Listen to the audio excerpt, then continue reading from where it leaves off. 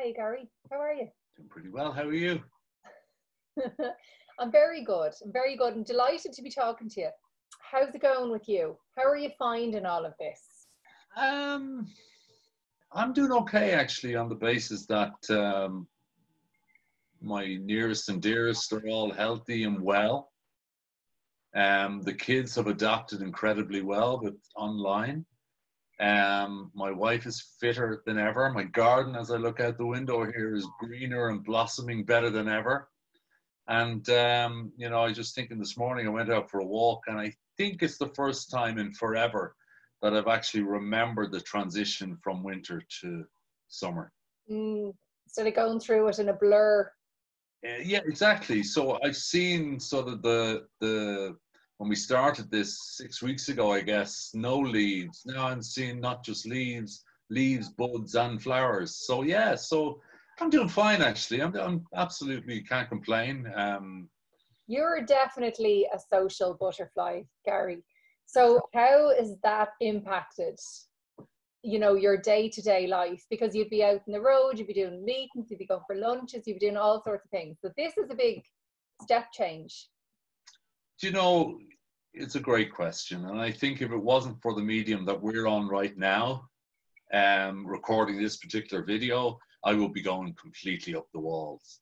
But with video conferencing, more than anything, where I can see people, both my own family, both partners, both all sorts of people. And also, I've refound my little guitar fella here.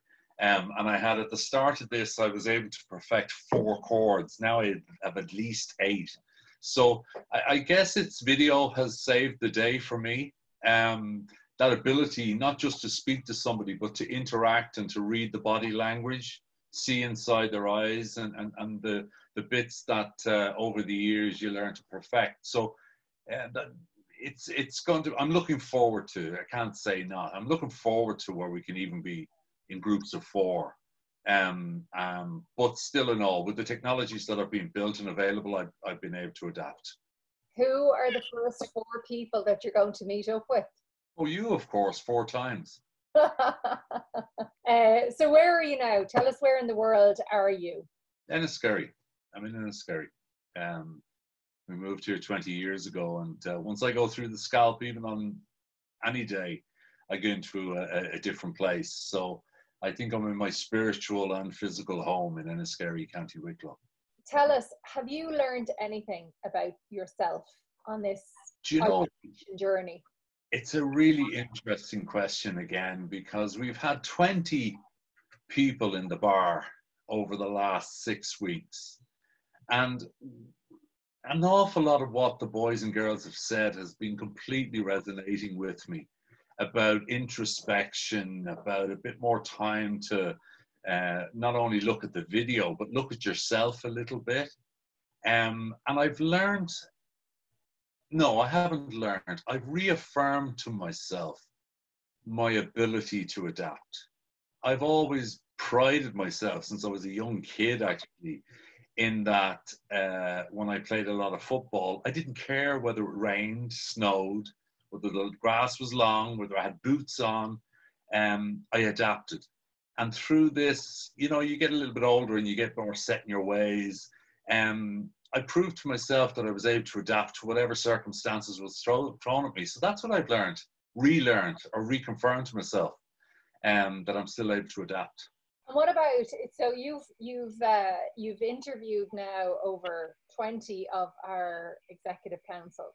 What have you learned from them? What's the biggest lesson you've learned from them? They're really nice people. Genuinely, each and every one of them throughout, I never felt, I'm not sure about that. They were so open to discuss stuff, and eventually we got on to their business, which I loved. It wasn't all, oh, well, my business is this, that, and the other. But it was all about, yeah, I found real grit in my kids. I've looked at my children in a different way. I've gone out and days I've not felt really up for it. I've looked at the kids for inspiration, or my wife for inspiration. And that's really great stuff, because you're really getting underneath the skin of someone. And that most of them, without question, where, yeah, every single one of them erring towards more the optimistic side of the situation. It is what it is. We didn't want, nor would we ever want, but now we have to adapt. And I guess, Michelle, one of the important things to bear in mind is that if there is a sector, or if there is an industry, or if there is a part of the world that's functioning at a higher demand ratio, is anything to do with data. And obviously the people I'm interviewing in the 20 are in the data universe. So they have reasons to be more optimistic than maybe if I interviewed 20 people from the hospitality industry. So that does have a bearing. You know, a lot of talk about family, about purpose. Even when they talk about their businesses, they talk about their own staff that work with them or for them, talking about the greater sense of purpose these people have as they go about their day-to-day work, because they are categorized, a lot of them, as essential workers. So, you know, you think about data or data centers, doesn't have the greatest reputation, unfortunately, that word, and the people within it also feel that. So this, you know, you don't jump up and down at a dinner party and say, I'm in the data center industry.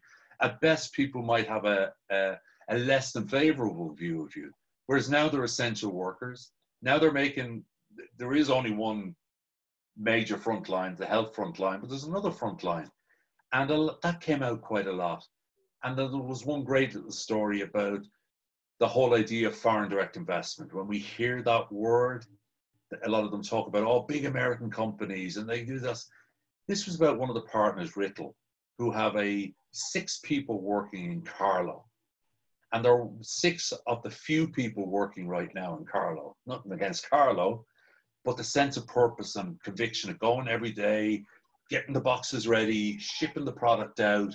And that felt through right the way through to Wayne when he was talking. So that sense of purpose I thought was nice, really nice. And finally then, obviously, when you think about people and their own insecurities, a lot of them sort of were saying that they had tried to work on their own insecurities as people. And this was not a time, in their opinion, to follow. It was their time to lead. And that was something that came out very strongly, yeah. It's interesting because, you know, and I've been in this industry a long time, not quite as long as yourself now, Garry, of course, but I've been in this industry a long time. And I think, you know, when you mention to somebody you work in the data center industry, their eyes glaze over, and then you actually try and describe what a data center is, and you've absolutely lost them altogether. So I think, and even for, you know, when you're in the industry a while, you do nearly lose sight of what it is they do and that real kind of connection. And I think, you know, some of the work that, you know, the team and yourself has done around the comfort for COVID and connecting people, you know, the vulnerable people with their families at a time like this, and all of that's going through a data center, you know, really brings home how vital it is. So it's great, and I'm sure that sentiment is reflected across the industry. It's nice to see. What about, how are you seeing, you know, and in your kind of conversations with partners, how are you seeing the future of the industry, how people work? Are you seeing changes there? Well, I think what we're in now is classified as the new norm. And you and I mentioned recently, there's another term coming about, and it's called the next norm. Whatever it's going to be a hybrid between what we are experiencing now and what we experienced before global lockdown. So it'll be office-based and flexible work locations and work-life balances. To facilitate that, and that's the key thing, to facilitate that, it's all about data. It's all about connectivity. And the back end to having more data is that you need more data centers. And that's effectively the reality of it. With regard to the industry itself, within a 6-week period, let's say from the end of March to now, the global capacity in terms of what they thought they'd need as we grow by the end of 2022 has been already allocated in that 6-week period. So you're sort of looking at something in 1 quarter that was meant to be absorbed in 8. So obviously that pipeline is moving on and on. The other thing that's really interesting is to your point earlier, is suddenly people realize, oh, Netflix, data center, Zoom, data center, Teams, data center, Spotify, data center. There's a realization that actually they use the day-to-day interaction with with any form of tools and data. And it probably dawned on most people when you had health workers, transport workers, data center workers, essential workers. Oh yeah, there was a sort of dawning of, oh yeah, I get it now. And that's what I was saying earlier about the purpose, and also then about everybody realizing where you've data, which is this, Zoom, for instance, you need a center. So the industry certainly doesn't have a quantifiable number of where it'll go. But the one thing that's for sure is that it will be a bigger part of every organization, if it wasn't already part of an organization's transition. Data connectivity will be a much bigger part, which in turn needs more centers, which in turn needs more engineers, which in turn needs more renewable energy.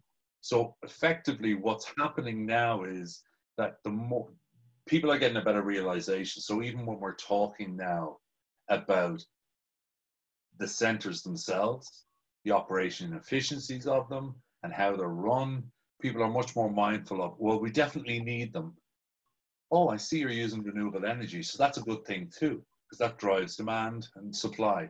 So I think that the industry will grow. I think people understand it a bit more. I was on national radio recently, and usually the first question I'm asked is sort of, how dare you build more data centers?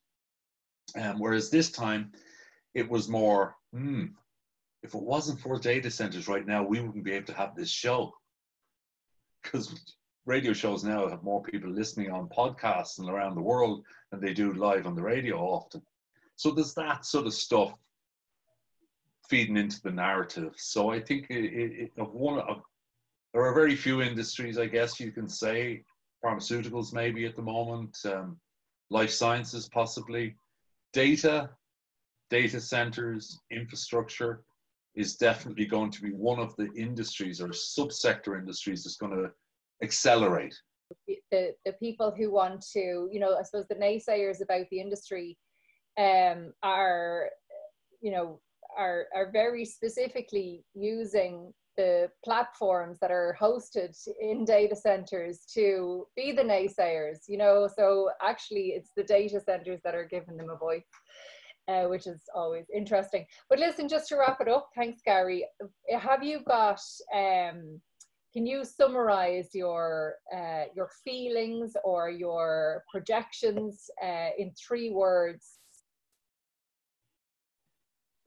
I'm not going to pick my own. I'm going to have a look here at some of the ones that the guys used and pick my favorites, because I think there's so many. Terry Gillick, for instance, said, just keep smiling. How fantastic is that? In the inside and the outside. I just thought that was fantastic. Wayne Moody says he'd always wanted to watch the Rocky movies, the 5 Rocky movies with his kids. And he the day before he watched the 5th one, and he said, I could only come up with 3. Just keep punching. I mean, when you're punching, you're standing. When you're still standing, then you've still got some life. And probably my favorite of all was from Dave Phelan. And he just said, are you okay? You okay? You all right? How's it going? What's going on? And blokes don't do that enough, right? In many types. So, combination and permutation of all that type of stuff. But I hope when we come out of it that we'll all look forward to next spring again. Not for what we've gone, but whilst I saw the bugs and stuff, and we won't revert back so quickly, which I know I do. Yeah. you and I talked about this before. When will the next butterfly fly by, and I'll go after it? So I hope I'll be more mindful to say, hold on, there's loads of butterflies. Let's stick on this one. Yeah, great stuff. Thank you so much, Garry, and we're looking forward to the next series that you bring to us. Yeah, thank you so much, Michelle. Thanks a lot.